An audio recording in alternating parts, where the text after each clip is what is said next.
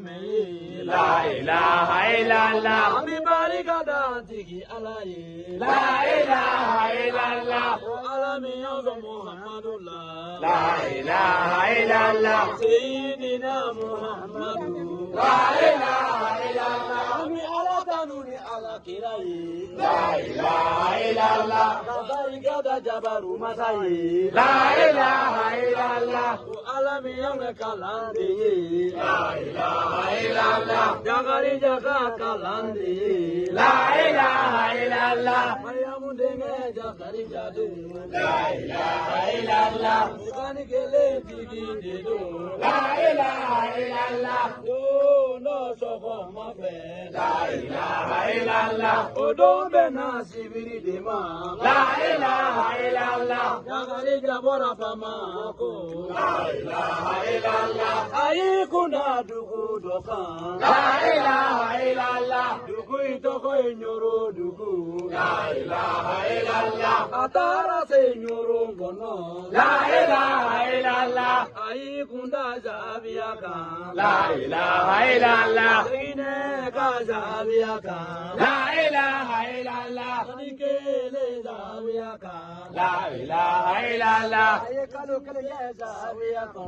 La ilaha illallah. Ayi kunda kaburuka. La ilaha illallah. Nyoro ndugu kaburuka. La ilaha illallah. Ayi kalu flake kaburula. La ilaha illallah. Lolo bila dabalengo. La ilaha illallah. Ayi kunda kukonaka. La ilaha illallah. Nyoro ndugu kukonaka. La ilaha illallah. Ukele ngokuma mina.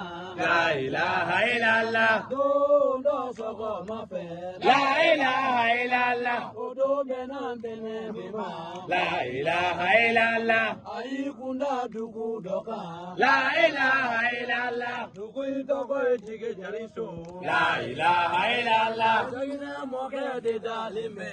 La ilaha illallah. Seba itoko esina umaru. La ilaha illallah. Tara se etige jariso. La ilaha illallah. Ayi kunda jabiaka. La ilaha illallah. Sagina ka jabiaka. La ilaha illallah. Ukele ngokuma mina. La ilaha illallah. Ayi kose ikata nyoro kono. La ilaha illallah. Ukele ngokuma mina. La ilaha illallah. Ayi kunda dugu doka. La ilaha illallah. Dugu intoko yele mani. La ilaha illallah. Aine denge de dalime.